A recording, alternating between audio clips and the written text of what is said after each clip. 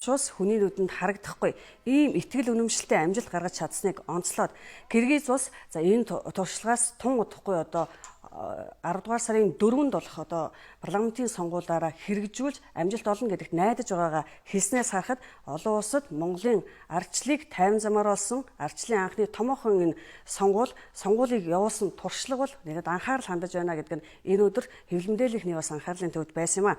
Тухайн үеийн сонгуулиар одоо ардын их хуралд 430 депутат сонгож байсны 70 депутат нь тухайдаа одоо ардчлалын нам за ардчлалын одоо төлөөх 3 нам эвслээс сонгогдож байсан. За улсын баг хурал бол ардчлалын намаас сонгогдож байсан.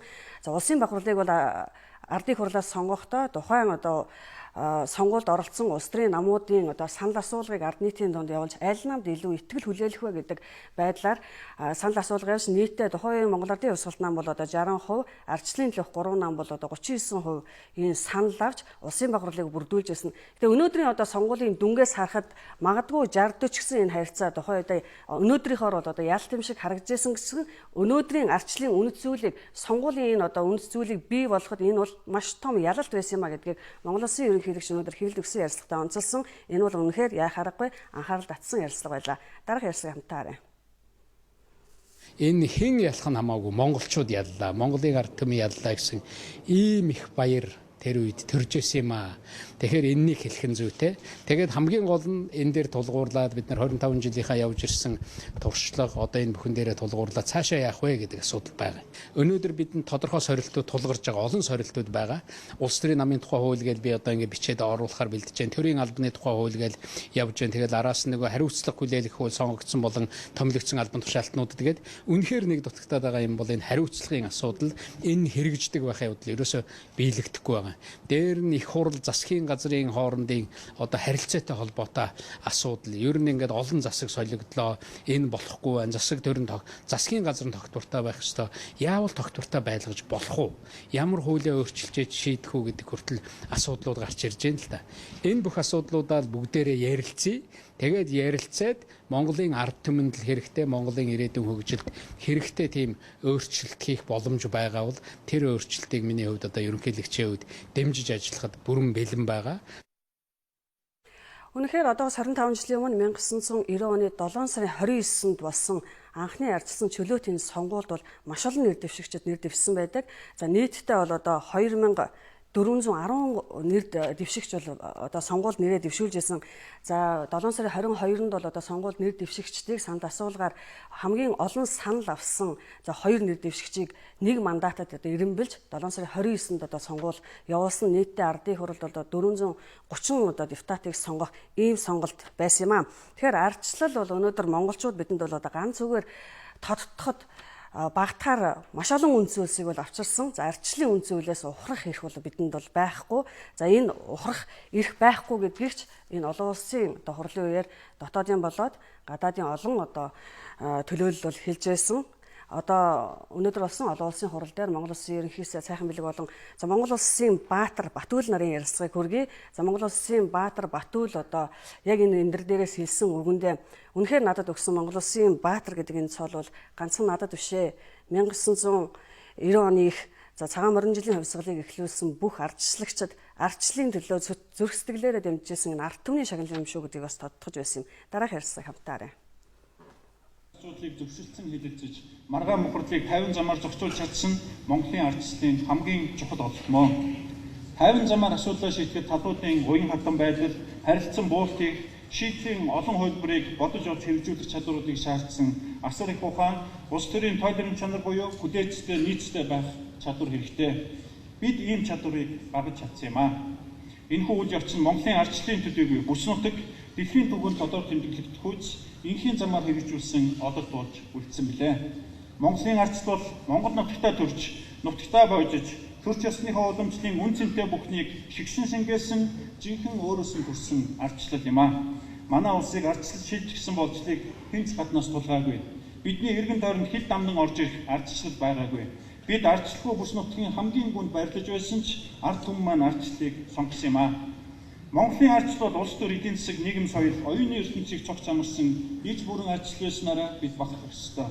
Монголд харьцангуй богино хугацаанд дотоодын ойлголцол, зохион байгуулалт, хүсэл зоригийн ачаар энэ цогц өөрчлөлт шилжилтийг хийж чадсан түүхэн амжилт юм. Улс төрчдийн хүмүүсийнхаа төлөө явдаг болох ёстой. Ажилгүйдэх байна. Бизнес маларч байна. Эдийн засаг хүндэрч байна. Юу хувийн зодооно хийгээд байна. Тэр лүгээ явах ёстой шүү дээ. Тэрийг шийдэх ёстой шүү. Монголд бол гарчил устдууд Монголд бүрэн ирэх байхгүй. Энийг бид түүхээр үзсэн. Бидний асуудлыг ахаад хэн нэгэн шийддэг. Ийм нүгэлтэй юм руу явмааргүй байна. Энийг би зориуд хэлж байгаа. Баярлалаа.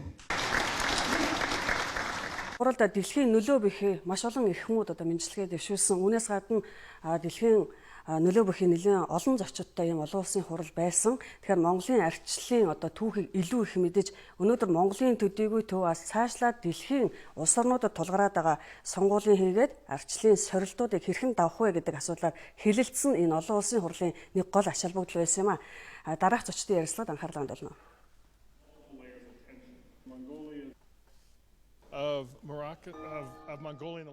Миний бодлоор Монгол улс эрх хэрэгчдийн байр суурийг сонсож ардчлалыг хөгжүүлэх үйл явцыг улам боловсронгуй болох үүрэг амлалтаа дахин баталгаажуулах нь зүйтэй. Ардчлал гэдэг бол нэг удаагийн сонгуул биш, нэг удаагийн амлалт биш юм а. Ардчлал бол онцгой бөгөөд байнгын арчилгаатай байдаг зүйл. Өнөөдөр Монгол улс анхны ардчлалын сонгуул явуулсныхаа 25 жилийн ог тэмдэглэж байна. Энэ бол Монголын эрх баригчид ардчлалыг хөгжүүлэх амлалтаа дахин баттгаж байгаагийн илэрхийлэл юм. Монголын эрх баригчид үндсэн хуулиндаа өөрчлөлт оруулах, сонгуулийн шинжилэлт хийхээр ярилцаж байгаа гэж сонссон. Энэ шинжилэлтийн гол агуулга нь монголчуудын өөрсдийнх нь шийдвэр байх ёстой юм а. Гэхдээ олон улсын стандарт хэм хэмжээ үнэт зүйл тулгуурлах нь зүйтэй байхаа.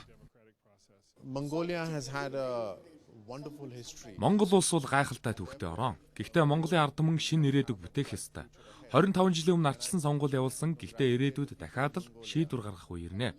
Бид дэлхийн ардчлалаас хамтаа суралцж байгаа тэр бум гаруй хүн амтай энэтхэг улсын хувьд олон намын системтэй сонгуулийн үйл ажиллагааг явуулахад ихээхэн бэрхшээлтэй байдаг. Ардчлалыг хөгжүүлэх үйл явц ч мөн бэрхшээлтэй тулгарч чөлөөд шудраг ил тод сонгуулийн тогтолцоонд хараахан бүрэн дүүрэн шилжээг байна.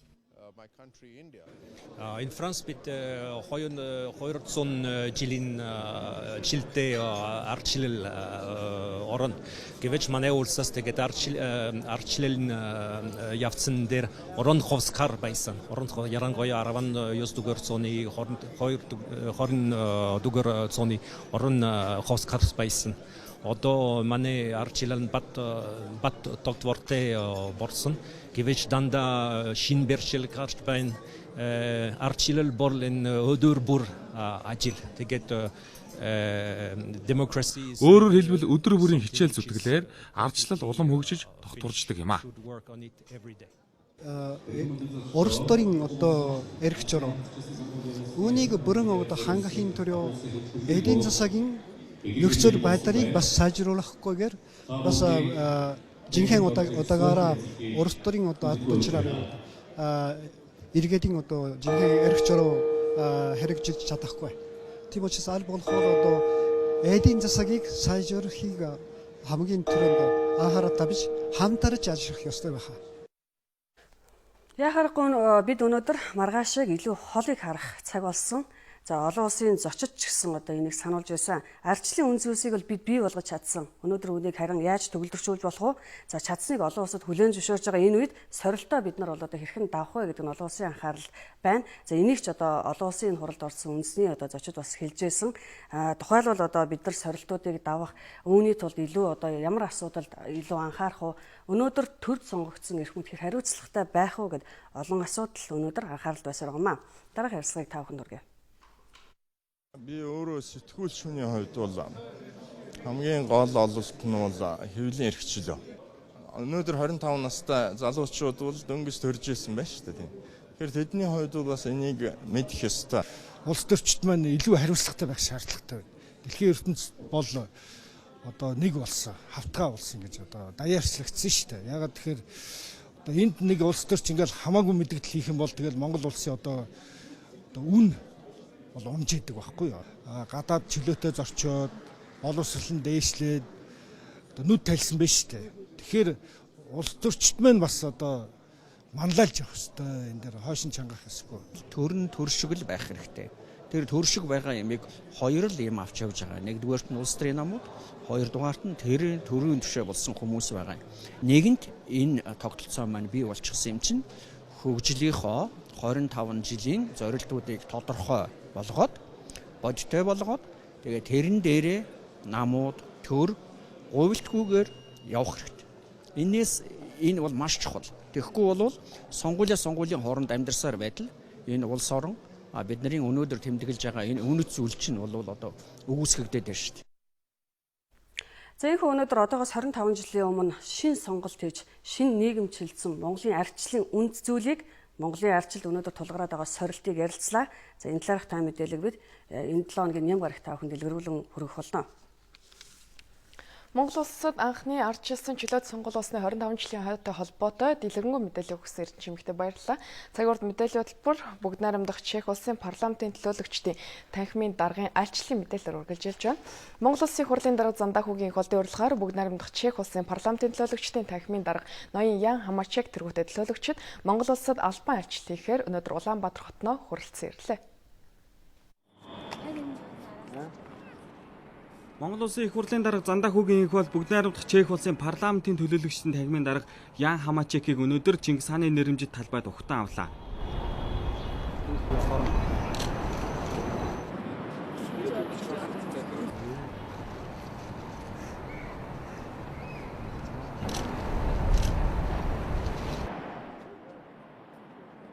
Албан ёсны айлчлал ирэх 8 гараг хүртэл үргэлжлэх юм байна. Айлчлалын үеэр бүгд найрамдах Чех улсын парламентын төлөөлөгчдийн танхимын дарга ноён Ян Хамачек Монгол улсын их хурлын дарга Зандаа хүүгийн их болтой албан ёсны уулзалт хийж Монгол улсын ерөнхийлөгч захаагийн хэлбэгт оржид бараалхнаа. Мөн Монгол улсын анхны ардчилсан сонгуулийн 25 жилийн өн баярт зориулан Чингис хааны нэрэмжит талбай зохион байгуулах цэнгүүнд оролцох юм байна. Төлөөлөгчдийн бүрэлдэхүүнд бүгд найрамдах Чех улсын парламентын төлөөлөгчдийн танхимын дэд дарга ноён Петр Газдыг бүгд найрамдах Чех улсын парламентын төлөөлөгчдийн танхимын гишүүд болон албаны бусад хүмүүс дагалдан ирсэн байна.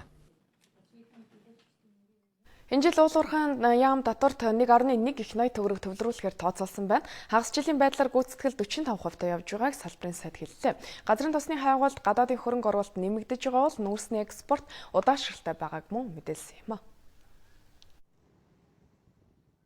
Хагас жилийн тайландаа манай улс 7.5 сая тонн нүүрс экспортлох төлөвлөгөө гаргасан. Гүйцэтгэл 92% гарчээ. Энэ нь бүгд найрамдах Хятад ард улсын эдийн засгийн өсөлттэй шууд холбоотой болохыг уулуурхайн сайд тайлбарлаж байна. Цаашдаа бид 3 дахь хөрш рүү нүүрс экспортлох бодлого барьж байгаа. Тухайлбал Япон руу нүүрс гаргах талаар ярилцаж, зарим асуудал дээр тохиролцож чадсан байна. Япончуудын гол тавьж байгаа асуудал бол нүүрс, когч нүүрсний босруулалт хийгдсэн когч нүүрсийг худалдаа авах хүсэлтэй бол илэрхийлж байгаа. Дээрээс нь нүүрсний боловсруулалт ус баг хэрэглэх, огт хэрэглэхгүй хуур аргаар нүүрсийг боловсруулах энэ тал дээр бол нэг төсөл маань бол эхлүүлсэн байгаа. Тэгэхээр гол юм бол нүүрс гүн боловсруулах, дээрээс нь ус хэрэглэхгүйгээр нүүрсийг баяжуулах гэдэг. Нүүрсний когч нүүрсний хэрэглээ бол Японд бол бас өндөр байна. Ашигт малтмлын хайгуул ашиглалтын туслах зөвшөөрлөлтөй холбоотой үйл ажиллагаанаас хэрэгжүүлэлтэд байна. Баялаг ашигт малтмлын нөөцийг олон нийтэд нээлттэй тайлбарлаж оруулах, самдан судалгаа, геофизик, геочлон, эд соёлын санхүүгийн баяжуулах ажлыг за энийг зогсон тухайлбал уулуурхайн сайд нэгийг харьцах нэг геологийн судалгааны ажлыг хэрэгжүүлснээр улсын нөөцийн сан нэмэгдэж цаашид хийх судалгааны ажлын чиглэл тодорхой болж шинжлэх ухааны олон асуудлууд шийдвэрлэгдэх боломж өрдөх юм а.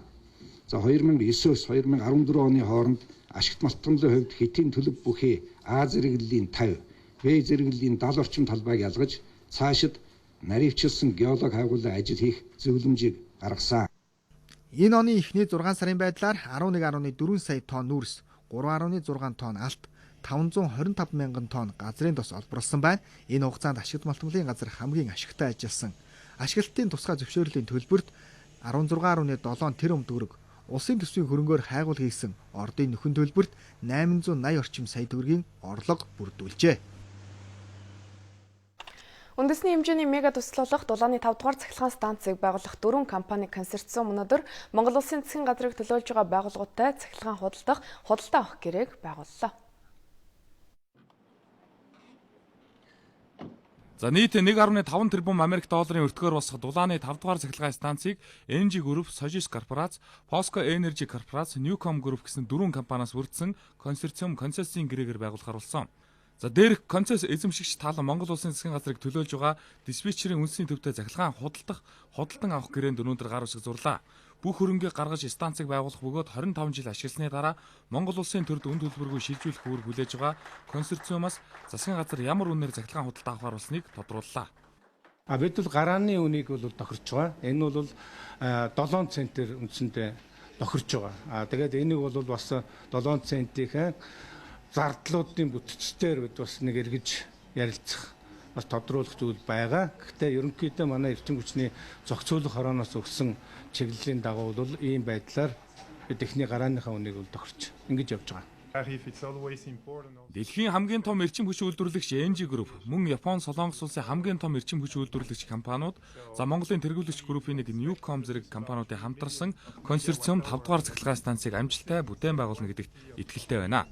Өнөөдөр бид захилгаан худалдан авах чухал гэрээ байгууллаа. Ойрын хугацаанд газар болон ус ашиглах гэрээ зэргийг байгуулснаар эх оны 1-р улиралд 5 дугаар захилгаан станцын барилгын ажил эхлэх боломжтой. 5 дугаар захилгаан станцыг өөрийн хөрөнгөөр барьж Монгол улсад үн төлбөргүй шилжүүлэх консорциум мэдээж алдагдaltaй ажиллах гэж энэ төслийг аваагүй тодорхой. Эхний 15 жилд нь зардлаа нөхөөд үлдсэн 10 жилд нь ашиг хүртээд дараа нь хүлээлгэн өгөх тооцоотой байгаа юм байна. За тэгвэл эрчим хүчний салбар жилд 60 орчим тэрбум төгрөгийн алдагдaltaй ажиллаж байгаа. Мөн төрөөс 30 тэрбум төгрөгийн татаас авч байж үйл ажиллагаагаа хэвэн үргэлжлүүлдэг.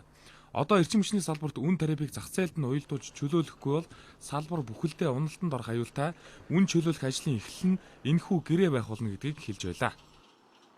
Зүгээр одоо хамгийн бага үнэтэй нь бол системийн 70 орчим хувийг хангаж байгаа ТЭЦ 4 гэхэд бол одоо нэг 46 орчим төгрөгөөр л систем нэг удаа авахчд бол худалдаж байна л да. Тэгэхээр энэ бол одоо нэг 3 цент орчим гэдэг бол маш доогуур байгаа үн. За ТЭЦ 4-ийн энэ үн гэдэг бол харьцангуй өндөр үнэ. ТЭЦ 5-ийн 7 цент, гарааны үн 7 цент гэдэг бол нэлээд өндөр болж ирж байгаа. Төгрөгөөр бол 130 гаруй төгрөг 1 кВт.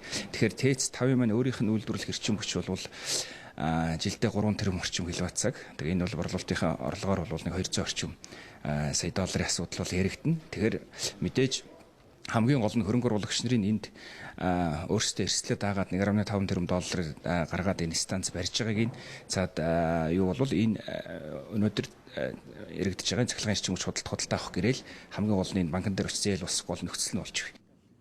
Дулааны 5 дугаар захилгаан станц бол сүүлийн 20 гаруй жил босаагүй том бүтээн байгуулалтаа. 450 мегаваттын захилгаан, 587 мегаваттын дулаан үйлдвэрлэх хүчин чадалтай 5 дугаар захилгаан станц манай улсын эрчим хүчний хэд өндөр ачааллыг олон жил даах чадвартай гэж үзэж байна.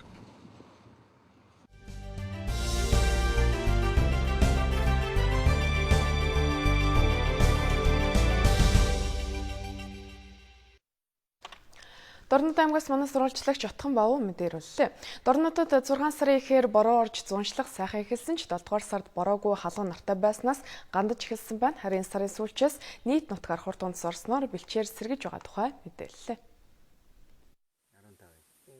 Дорнод аймгийнхан өвөлдөө бэлдээд эхэлсэн байна. Малдаа тарах хүч ахуулахаар хотролж эхэлсэн хатан тэжээлээ бэлтгэх ажилдаач оржээ. Дорнод аймгийн хувьд энэ жил 4000 орчим үрхийн малыг хонин толгойд шилжүүлснээр 3.4 сая толгой мал зусж байна. Зуншлахын хувьд халах гол, матад, Баяндун, Дашалбар, Баян улс сумдад зуншлах харьцангуй сайн байгаа. Харин зарим сумдад гандуу байсан бол энэ сарын сүүлчээс хурд унтс орсноор бэлчээр сэргэж эхэлсэн.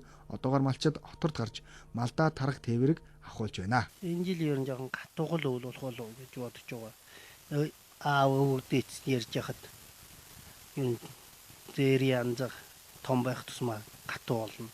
Туураа мужийн том байх тусмаас жоохон гатуудалтай болно л гэж ярьдаг лээс. Одоо энэ жол тэгэл гатуухал болох болов гэж би бол бодож байгаа хөөдөө.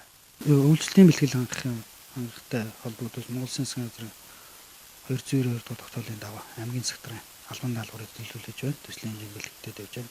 Өнөө жилийн хувьд бол аймаг сумын хэмжээнд нийлүүлээд 1000 тонн өвс 400 тонн тэжээлэг бол бэлтгэх байгаа. За аймгийн хэмжээнд бол хадлан бол 8 сарын 15-наас эхэлж бол хадланда гарч эхэлнэ. 2015 оны өвлийг өнтөд авахд гол нь хадлан тэжээл бэлтгэх ажиллаа. Дорнод аймгийн малчид энэ жил 55650 тонн өвс, 273 тонн үйлдвэрийн тэжээл, 195 тонн гар тэжээл бэлтгэхээр төлөвлөсөн бол аймаг сумын аюулгүй нөөцөд 1000 тонн өвс, 400 тонн тэжээл бэлтгэхээр төлөвлөжээ. 2011 оноос хойш жил бүр аймаг сумын аюулгүй нөөц хадлан тэжээлийг мал хамгаалах сангаас хөрөнгө гарган бэлддэг болсон 8 сарын 10-аас хадландаа гарч төлөвлөсөн хадлан тэжээлээ малчид болон 25-ны хадлангийн салааны хүчээр авч 10 дугаар сарын их гэхэд малчдын болон аймаг сумын аюулгүй нөөц хадлан тэжээлийг бүрдүүлэх юм а. Хадлан тэжээл бүрдүүлэх үйлчлэлтийн бэлтгэл ажлыг хангах талаар аймгийн засаг даргын албан даалгавар гарсан. Энэ жил мэчин жилийн зууд нүүрлэж үйлчлэлт хүндэрч болцшгүйг зарим малчид зэрлэг амьтдын үр төлийн боожолтоор шинжин хадлан тэжээл үйлчлэлтийн бэлтгэл ажилдаа инхүү эртнээс анхаарч байна. Нэгдсэн үндэсний байгууллагын хүүхдэд сан Монголын улаан загалмай нийгэмлэг хамтран хөдөө орон нутгийн ариун цэврийн байгууламж эрүүл ахуйг сайжруулах төслийг хэрэгжүүлж байна. Энэ төслийн үр өгөөжийг Хөвсгөл аймаг болон нийслэлийн дагуул Наллай хотын 75,000 гаруй хүн хүртэнэ гэж тооцоолжээ.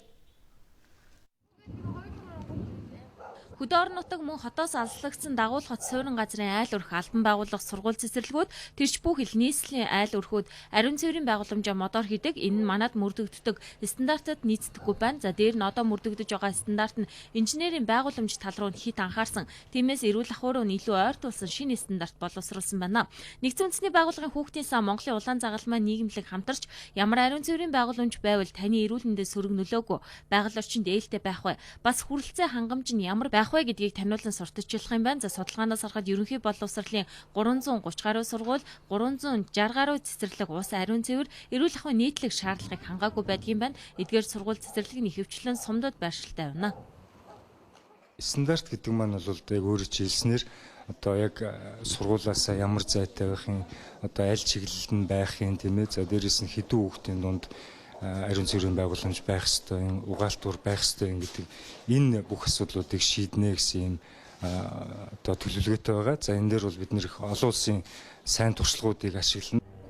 Нэгдсэн үндэсний байгууллагын хүүхдийн сан Монголын улаан загалмай нийгэмлэгийн хамтран хэрэгжүүлж байгаа төсөл нь Хөвсгөл аймгийн 12 сум мөн нийслэлийн дагуул Наллай хотод хэрэгжинэ. Энэ хүрээнд нөлөөлийн ажилд сайн дурын идэвхтэн 500 багш бэлтгэж тэднэр дамжуулан иргэдэд стандартын талаар мэдээлэл түгээх юм байна. Энэ одоогийн төслийн хүрээнд бид нар нөлөөллийн ажлыг голчлон хийнэ. Газар доорх нөхний хэмжээ бас яригдана. Тэгэхээр энийг бас 3 м, 4 м-с баггүй байхыг бас зөвлөдөг. Тэгээд энэ нөгөө хөрс рүүгээ шууд сул асгадаг гэх юм уу те байх нь бас эргээд орчны бохирдлыг үүсгдэг. Бороо үерт ингээд янз бүрийн байгалийн үзэгдлүүдийн үед эргээд нөгөө хөрс ил гараад хөрсний бохирдлуудыг бас маш их үүсгдэг байгаа. Тэгэхээр аль болох бетон цутгамалт гэдэг юм уу эсвэл үгүйдэл ямар нэг байдлаар нөгөө хөрсөнд шууд хөвчгээс тийм сэргийлсэн байхыг зөвлөдөг. Монголын улаан загалмай нийгэмлэг за хөдөө орон нутгийн сургууль цэцэрлэгт ариун цэврийн байгууламж нь асуудалтай хүрэлцээгүй. За дээр нь стандартад нийцдэг учраас 2013-14 онд хот хөдөөгийн сургууль цэцэрлэгт стандартад нийцсэн тусгай агааржуулагчтай 300-аад ариун цэврийн байгууламжийг хийж өгсөн байна. За үргэлж бэлэн зүйл өгөх биш, харин түүнийг айл өрх албан байгууллага сургууль цэцэрлэг өөрсдөө хэрхэн хийж бүтээж болохыг эх оны 2 дугаар сар хүртэл үргэлжлэх төслөөр харуулахыг зорж байгаа юм байна. Төслийн үр дүнд за эргээд ариун цэврийн байгууламжаа хаана яаж байгуулах тухай ойлголттой болж халдвар төвчлөлөөс урьдчилан сэргийлэх боломж бүрдэнэ гэж үзэж байгаамаа. Манай үндсэн хуулиндаа иргэн бүр эрүүл аюулгүй орчинд амьдрах эрхтэй гэдгийг заасан байдаг. Үндсэн хуульд ийм зүйл заалт оруулах санаачлагыг Монголын ногоо намын гишүүд анх гаргаж байсан байна. Одоо ч энэ чиг үүргийнхэн дагуу ажиллаж байгааг тус намынхан хэлж байлаа. Өнөөдөр ардчилсан сонгуулийн 25 жилээ болж байгаатай холбогдуулан Монголын ногоо намаас эрүүл аюулгүй орчин сэдвийн хүрээнд хилцүүлэг өрнүүлж байна. 1992 онд үндсэн хуулийг батлахдаа хүн бүр амьд явах эрхтэй, мөн эрүүл аюулгүй орчинд амьдрах ёстой гэдгийг тунхагласан. Энэ бол үндсэн хуулийн гол амин сүнс гэдгийг Монголын ногоо намынхан онцолж байна. Монголын ногоо намаас монгол хүний амьдрах эрүүл аюулгүй орчин гэдлээр онл практикийн бахарл хийж байна. Энэ дөрвөн ангилж байна. Нэгдүгürt нь агаарын бохирдол амьд явах эрх гэж. Агаар байхгүй хүн бол одоо нэг 2 минутаас илүү амьдрахгүй шүү дээ. За энийг чухал асуудал байна. За усны бохирдол амьд бүгдийг хамгаалах хэрэг гэж. Ус бохирдоход бол зөвхөн та бид хортохоос гадна ус жараахаа ургамал бүгд маань хордно. За хөрсний бохирдол газар нутгийн хамгаалах эрх гэж бас байна. Дөрөвт мэдээж эрүүл аюулгүй хүнс бидний хоол хүнстэй хэрэгжилж байгаа хүнсний аюулгүй байдлын талаар асуудал төвшүүлсэн хэлцүүлэг хийж байна. Өөрөөр хэлбэл төр иргэдэд хамгаалах үүрэгтэй гэдгийг бид үндсэн хуулиараа баталгаажуулж өгсөө. Гэвч энэ үүргээ төр биелүүлэхгүй байгааг тэтгэлж байгаа юм. Жишээ нь олон улсын байгууллагаас судалгаа хийж Улаанбаатарыг дэлхийн хамгийн бохир хотуудын тоонд оруулсан. Энэ бол Монгол хүн эрүүл аюулгүй орчинд амьдрах баталгаагүй болсны илэрхийлэл хэмээн тэд үзэж байна. Өнөөдөр 1981 онтой харьцуулахад тийм ээ 81 онд хийсэн анагаах ухааны докторуудын судалгаагаар бол их дотроо ураг эндэж байгаа асуудал бол гол шалтгаан нь бол одоо хүнсний аюулгүй байдлын асуудал, цус багталтын асуудал, мөн бусад эд эрхтний тогтолцооны өвчний улмаас бол ураг ихийнхэн хөвлөд эндэж исэн гэсэн ийм судалгаа хийж исэн бол өнөөдөр 2014 оны одоо эрдэмтдийн хийсэн судалгаагаар бол өнөөдөр 100% бараг шахуу дийлэн хувийн агаарын бохирдлоос авч байна. Одоо хүн амын өвчлөлийн 80% нь бол одоо энэ эрүүл бус хүнснээс болж байна гэсэн дэлхийн эрүүл мэндийн байгууллагын судалгаа гарсан байна. Манай улсад ардчлал ялаад 20 гаруй жил боллоо. Энэ хугацаанд бид юун дээр алдсан онцноо цэгнэж ярилцах ёстой. Хамгийн чухал нь Монгол хүн эрүүл аюулгүй орчинд амьдрах хэрэгтэй гэдгийг тэд хэлж байна. Оюутан цагдаагийн үүрэг гүйцэтгэж байгаа 80 гаруй оюутан өнөөдөр цусаа бэлгэллээ. Жуулчдын аюулгүй байдлыг хангах, мөн тэдэнд зөвлөгөө өгч байгаа тэд ажиллах хугацаанд оюутан цагдаа оюуны манлайлал сарын аяныг санаачлаад байна. Энэ ажлын эхлэл нь цусаа бэлгэлснээр эхлэж байгаа юм байна. Энэ бол таны нэг удаа өгсөн цус охины аавд амьдрал бэлгэлсэнийг харуулсан талархлын үг. Цусаа хандвалах нь ийм үнцэнтэй учраас оюутан цагдаа нар өөрсдийн санаачилгаар цус сэлбэлт судлалын үндэсний төвд иржээ. 5 дахь удаага цусаа өгж байна. Тэгээ ер нь бол цусаа болох шалтгаан гэх юм бол мэдээж бол осол гэмтэлд орсон төрөгч байгаа. Тэгээд цусны өвчтөй хүмүүст бол тусдын болох. Тэгээд Монгол улсад бол цусны хэрэгцээ бол нийт шаардлагатай болох цусаа өгдөг байгаа. Тэгээ анх бол 2012 оноос бол цусаа өгч гисэн байгаа. Жил болгон хавар намар гэд маань сургууль дээр ирж авдаг. Тэр болгонд нь цусаа өгдөг. Одоо 4-р өгж байгаа. Цусаа өгнө гэдэг бол нэг хүн ингээд цусаа өгөхэд 3 хүний амийг авардаг гэдэг надад маш их таалагдсан л да. Тэгээд 3 цаашлаад бас олон хүний амийг аврах миний цус бусдад хүртээлтэй байгаасаа л гэсэндээ энд ирж цусаа өгч байгаа. Өнгөрсөн 4-р сараас эхлэн сар бүрийн 3-ыг цусаа бэлгэлэх өдөр болгон эрүүл мэндийн спортын яамнаас зарласан сар бүр албан байгууллага хамт олноороо сайн дурын донорын игнээг өргөжүүлж бусдад амьдрал бэлэглэж байна. Зуны амралтаа үр бүтээлтэй өнгөрөөж жуулчдад тусалж хэлний мэдлэгээ дээшлүүлж байгаа оюутнууд хүмүүнлэгийн ажилд хувь нэмрээ оруулж байгаа нь за цусаа өгч байгаагүй бусдад ч бас үлгэр дуурайл болно гэж Сүхбаатар дүүргийн цагдаагийн 1-р хэлтсийн ахлах байцаагч хэлж байна. Сүхбаатар дүүргийн цагдаагийн 1-р хэлтэс оюутан цагдаагаар ажиллаж байгаа 27 оюутан байгаа. Байгууллага аж ахуй нэгжүүд хамт олноороо энэ арга хэмжээнд идэвхтэй сайн оролцоорой гэдгийг уриалж байна. Өдөрт 100 хүн цусаа бэлгэлж байх юм бол манай улс цусан бүтээгдэхүүний нөөцөөр дутагдахгүй. 2-3 жилийн өмнө энэ нь асуудал байсан бол одоо өдөрт суурин явуулын цэгээр нийлээд 100 гаруй хүн цусаа бэлгэлдэг болжээ. Сүүлийн жилүүдэд донорын игнээ маш сайн өргөжж байгаа. 14 онд 17,000 донороос цус цуглуулна гэсэн төлөвлөгөөтэй ажилласан бол 18,880 болж өссөн амжилттай байгаа. Албан байгууллагууд цусаа бэлгэлэх сар бүрийн 3-ны өдрийг байгууллага дээрээ хийх хүсэлтэд илэрхийлдэг болжээ.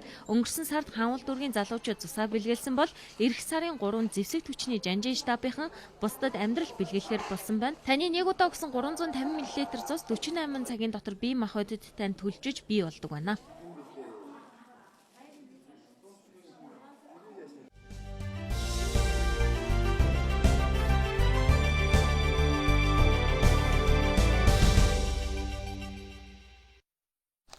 Урлагийн бүтээл, уран бүтээлчдийн үнэлэмжийг нэмэгдүүлэх зорилгоор нийслэлээс алдрын онц шагналыг санаачлан жил бүр олгож явахар болжээ. Энэ шагналыг Соёл Эрдэнэ хамтлагийнхаа хорлсон байна. 1971 оноос хойш Соёл Эрдэнэ хамтлаг нийтдээ 300 гаруй уран бүтээл, 40 гаруй уран бүтээлчдийг төрүүлэн гаргасан байна.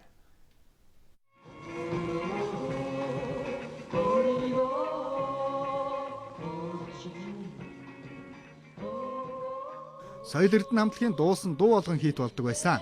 Тиймээс эдгээр дуунуудын нэрийг энд дурдах нь илүү үзье.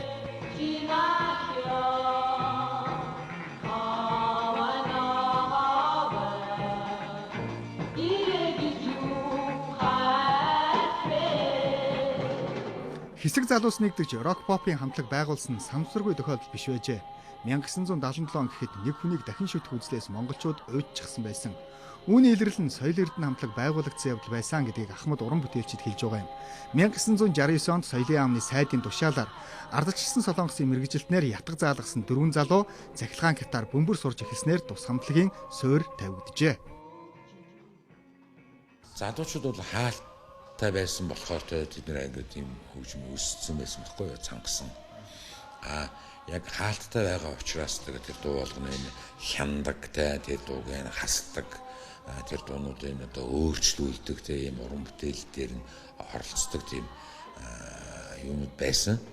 Тэгээд одоо тэндээс ингээд яамнаас ч гэдэг юм уу эсвэл намын төв ороноос ч гэдэг юм уу тийм ингээд хүмүүс ирээ заавар зүлгэн тэр ингээд болиулдаг яадаг тийм ингээд гэхдээ нэгэн тал одоо ингээд рок групп эстрад хамтлаг байгуулсан чинь энэний төлөө ингээд тэмцдэг тайлбарладаг тийм хүмүүс бас байсан ба. За одоо соёл эрдэнэ өөрсдөө үүнээс гадна одоо шинэ манай ухнаагуу байна. Ухнаагууч юм бол соёл эрдэнэ одоогоор бол продюсер нэлээд шүү дээ тий. Тэгээд одоо энэ болгоныг хамгаалж явдаг байсан нандин гой төгнүүд бий. Соёл эрдэнэ хамтлаг байгуулагдаад жилч болоогүй хахад уран бүтээл нь хэдийн олонний хүртэл болсон байлаа. Анхны тоглолтыг 1971 онд драмын театрт хийхэд үзэгчид театрын заалтанд багтахгүй гадаа урт дараа л үүсгэсэн байжээ. Ингэж л Монголын залуус поп хөгжимтэй танилцсан юм а. Алдрын одыг соёл эрдэнэ сэтгээс өөр аргагүй. Яагаад гэвэл яг Монголын рок поп хөгжмийн их суурийг хамгийн одоо том уран бүтээлүүдийг соёл эрдэнэ хамтлаг хийсэн гэж одоо өгчөж болно. Ер нь бол одоо ийм яриа байдаг. Мамуна ширэг хүн болгон одоо багтаа өөрийн мэдлэгөө сурдаг. Монгол залуу хүн бол эдгээр нас ирмэгц өөрийн мэдлэгөө сэтгэлийн жигүүрийг сурдаг гэдэг. Өөрөөр хэлбэл соёл эрдэнэ хамтлаг нийгэмд шин давалгаа бий болгож өөр ертөнц байдгийг залуust ойлгуулжээ. Энэ бол Монголын урлаг цаашлаад нийгэмд шин үзэл төлөвшөхөд хүргэсэн. Тиймээс соёл эрдэнэ хамтлаг алдрын од гэдгийг бүгд хүлээн зөвшөөрч байна.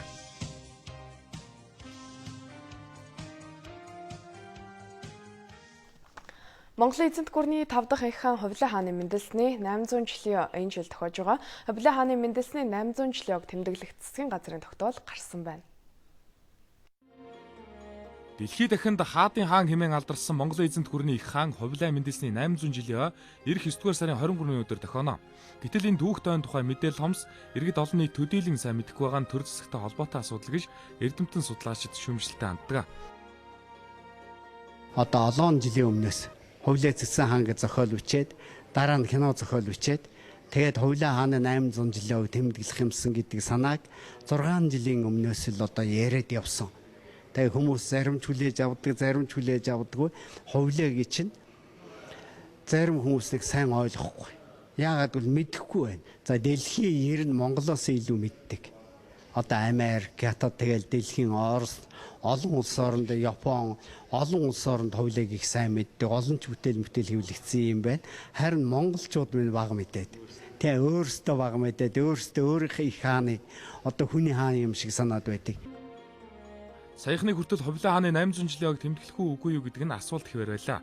Шинжлэх ухааны академийн эрдэмтэд 2015 гармагц Монгол улсын эрхлэгчид хандаж Хувлаа хааны 800 жилийн ог үндэсний хэмжээнд тэмдэглэх хүсэлт гаргасан ч хариу өгөөгүй юм а. Засгийн газар ч мөн эдийн засгийн нөхцөл байдал хүндхэн байгаа зэрэг шалтгаанаар тодорхой шийдвэр гаргахгүй байна гэсэн мэдээлэл байсан. За Хувлаа хааны 800 жилийн ог тэмдэглэх тухай асуудлыг Монголын мэдээ агентлаг цуурлаар хөндөж байгаа.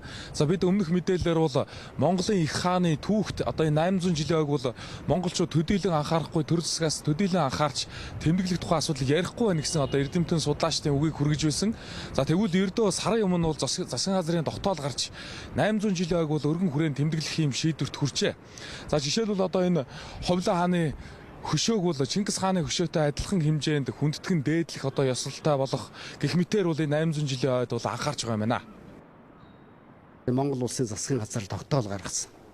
За тогтоолд бол Хувлаа хааны ойг 9 сарын 15-наас 23-ны хооронд одоо 9 өдрийн хугацаатай тэмдэглэе. Тэгээ энэ хугацаанд бол одоо хөгжмийн тоглолт, уулзалт, эрдэм шинжилгээний том хурал дэлхий дээр одоо Хувлааг судалдаг судлаачид 40 хүн байдсан байна. Тэднүүд энэ төр бүгд өргөцсөн ирэх энэ төр ийм бэлтгэл ажилдаа ороод ингээд байж байна. За Хувлаа цэцэн хааны мэндэлсний 800 жилийн ог тэмдэглэх ажлын хэсгийн дараагаар засгийн газрын хэрэг эрхлэх газрын дарга Баяр Зогт дэд дараагаар боловсрол соёл шинжлэх ухааны сайд ганц төмөр тэмдэглэгдсэн байна. За мөн ажлын хэсэгт бусад сайд холбогдох албан тушаалтнууд болон эрдэмтэн судлаачид багтжээ. Хувлаа хааны 800 жилийн ог хэрхэн тэмдэглэх тухай мэдээллийг бид дараагийн сурвалжлагаар илүү дэлгэрэнгүй мэдээлэх болно.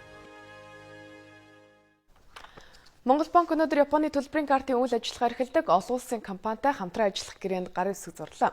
Ингэснээр манай улсын иргэд олон улсын JCB картын өргөн суулжийг ашиглан төлбөр тооцоогоо түргэн шуурхай их боломж бүрдэж байгаа юм а.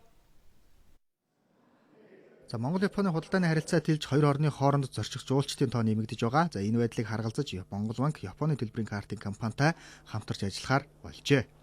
Эдийн засгийн өгөөж нь бол нефт харагдана л да. Тэр Япон одоо жуулчин Монголд үрж ямар ч баар, ресторан, үйлчлэгийн газруудаар очиод шууд төлбөр тооцоо өөрсдөө картаа хийгдэлт нь нээлттэй. Одоо эрхийг олгож байгаа юм. Бас нэг чухал зүйл нь онцлогдоход бол бас Монголын одоо үндэсний тхийг брэнд карт нь JCB-гийн сүлжээгээр дамжуулаад гадаад төлбөр тооцоо хийх нь болцоо нь бас нэгдсэн гэсэн үг л дээ. Манай компани 190 улс бүс нутагт үйл ажиллагаа явуулдаг. 20 гаруй оронд өөрийн салбар төлөөлөгчийн газартай манай төлбөрийн карттай иргэд эдгээр улс оронд картаа ашиглаж төлбөр тооцоо хийх боломжтой. Бид дээр нь таны аюулгүй байдлыг бүрэн хамгаална. Монгол банктай хийсэн энэ гэрээ хоёр улсын хооронд зорчиж байгаа иргэдийн аюулгүй байдал түргэн шуурхай үйлчлэхэд тус нэмэр болохоос гадна манай хоёр улсын эдийн засгийн харилцаанд сайнаар нөлөөлнө гэдэгт найдаж байгаагаа тэд хэлж байлаа. Өнөөдөр их оронд өрнөсөн үйл явдлын мэдээлэлээс танилцууллаа. Үргэлжлүүлэн олон улсын мэдээнд анхаарлаа хандуулна.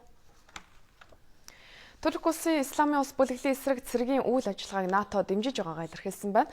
НАТОгийн гишүүн 28 орны сайд өндөр дээд албаны төлөөлөгчид өчигдөр Турк улсын хүсэлтээр Брюссел хотноо шуурхаа оролдлоо. Энэхүү хурлаар Турк улсын Сирдэх Исламын улс бүлэглэлийн байршлууд Иракийн хойд нутагт Курдын зэвсэгт салан тусгаарлагчдад өгч байгаа агаарын цохилтонд үнэлэлт дүгнэлт өгч энэ ажиллагааг санал нэгтэйгээр дэмжсэн байна. НАТОгийн ерөнхий нарийн бичгийн дарга Йенс Столтенберг НАТОгийн гишүүн улс орнууд терроризмтай тэмцэхэд Турк улстай эв санаа байр суурь нэг байгаа гэдгээ хүлээн зөвшөөрснийг тэмдэглэж байна. Турк улс газар нутагт нь террорист ажиллагаа болсны дараа НАТОгийн 4-р заалтыг үндэслэн шуурхай хуралдаанд дуудсны дагуу бид өнөөдөр энд цуглаад байна. Бид Туркийн засгийн газар болоод алан хятад ажиллагаанд хохирогчдын арга гэрээхэнд эмнэл илэрхийлж байна.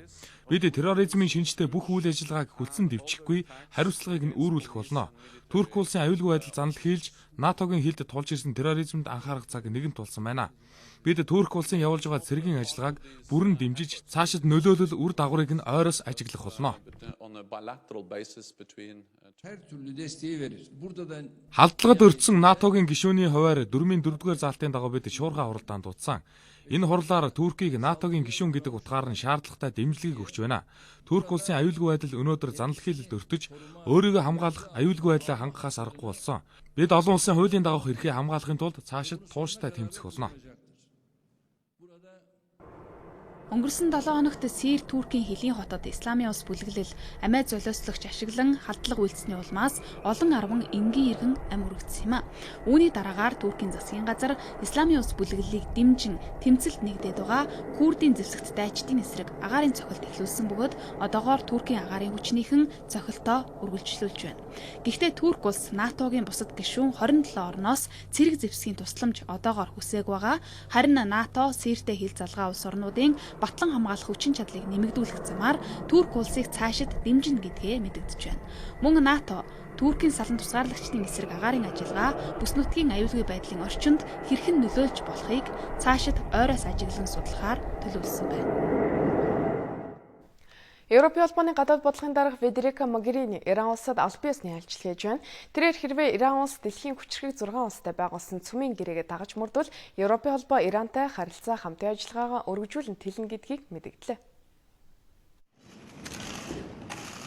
Энэ нь цөмийн хилэлцээнд зуучлагчаар оролцсон Европын холбооны төлөөлөгчийн хувьд Иран улс аюулгүй зөвлөлийн 5 орон нэмэх нь Герман гэсэн бүлэгтээ цөмийн хөтөлбөрөөр хязгаарлах тухай гэрээг байгуулсны дараах анхны айлчлал юм а. Тэрээр Иранд тавьсан эдийн засгийн хоргийг цуцлсны дараа Иран улс Европын холбооны хөрөнгө оруулагчдын анхаарлыг татах байхаа гэдгийг онцолж байна. Ираны гадаад хэргийн сайд хатагтай Могеринитэй хилэлцээ хийснийхээ дараагаар сая байгуулсан цөмийн гэрээг бүрэн хэрэгжүүлэх, ялангуяа эдийн засгийн хориг арга хэмжээг цуцлахыг шаардсан байр суурийг илэрхийллээ. Мөн Ираны ард түмний дунд бий болсон барууны орнуудад үл итгэх байдлыг арилгахад чамгүй их чармайлт гаргах шаардлагатай гэдгийг Ираны гадаад хэргийн сайд онцолж байна. Ойрын хугацаанд Ираны засгийн газар хамтын ашиг сонирхлынхаа үүднээс Европын холбоотой шин шатны хэлэлцээ эхлүүлэхээр төлөвлөж байгаа гэдгийг гадаад хэргийн сайд нь мэдгдлээ. Шин шатны хэлэлцээнд исламын салан тусгаарлагчдын учруулж байгаа аюул занал болоод бусад тулгамдсан олон асуудлыг оруулахаар төлөвлөж байгааг гадаад хэргийн сайд нь мэдгдсэн байна. За Иран улс барууны орнуудтай хил амаа ололцож цөмийн гэрээнд хүрсний дараагаар Европын холбооны орнууд харилцаагаа сайжруулах зорилгоор Иран улс руу өндөр дээд албан тушаалтнуудаа илгээж байгаа юм а. Тухайлбал өнөөдөр Францын гадаад хэргийн сайд Иран улсад анхны альчлалаа эхлүүлж байна. Америк нэгдсэн улсын ерөнхийлөгч Барак Обама Этиоп улсад хийж байгаа альчлалын хүрээнд Африкийн холбоонд байр суурь илэрхийллээ. Тэрээр Америк нэгдсэн улс Африк ТV орнуудтай эдийн засгийн хамтын ажиллагаагаа тэлэх сонирхолтой байгааг онцлон тэмдэглэсэн байна.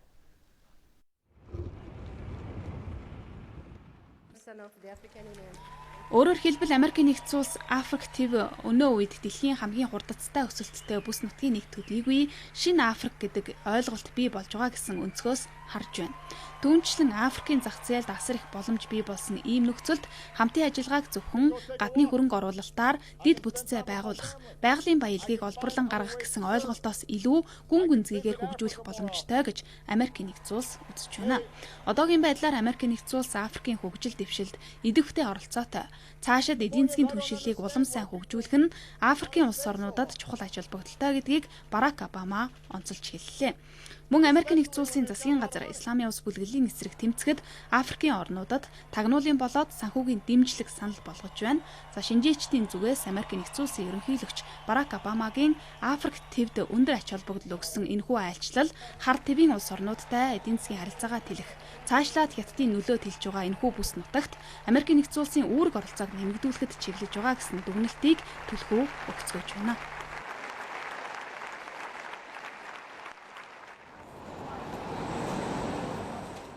Оросын холбооны улс Нидерландын цэцгийн импортод хориг тавихаар хилэлцэж эхэллээ.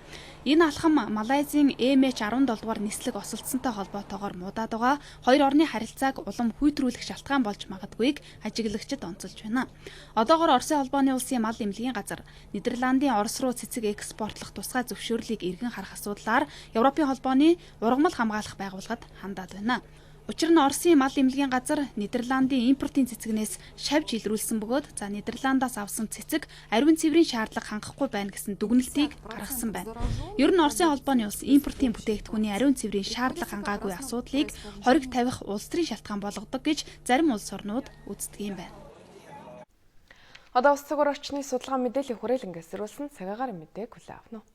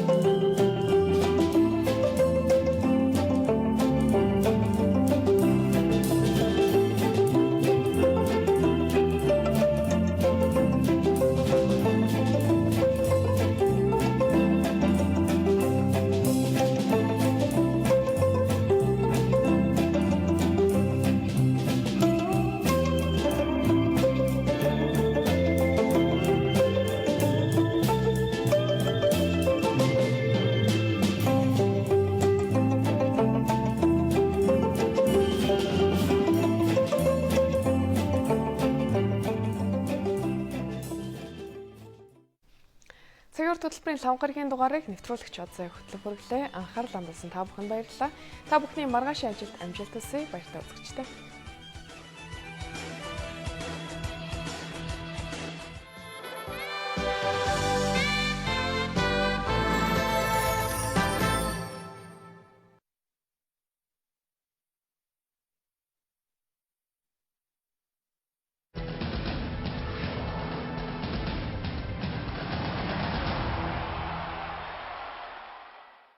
Оройн дөрөв ирэх үзэгчтэй та бүхэн амралтаа идэх та сайхан өнгөрүүлж байна. Өдөртмийн спортын мэдээ эхэлж байна.